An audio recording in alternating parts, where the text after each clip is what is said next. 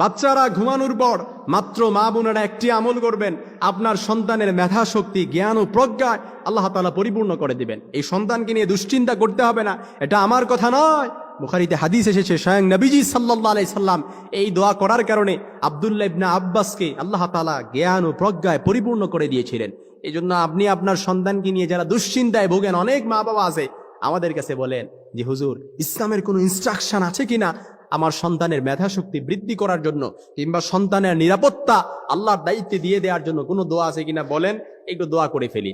আমি ওই মা বাবাদেরকে বলবো, আপনার সন্তান যখন ঘুমিয়ে যাবে, এই ঘুমানোর পর আপনি যদি আপনার সন্তানের মাথায় হাত রেখে এই দোয়াটি শুধুমাত্র একবার পড়তে পারেন, আপনার এই সন্তানের মেধা শক্তি বৃদ্ধি করার দায়িত্ব আল্লাহ তাআলা নিয়ে নিবেন। শুধু তাই নয়, এই সন্তানকে আল্লাহ তাআলা নিরাপত্তার চাদরে আবৃত করে নিবেন, বেষ্টন করে নিবেন, যা আপনি কল্পনা করতে পারবেন না। এজন্য আমি দোয়াটি আপনাদেরকে শিখিয়ে দিচ্ছি।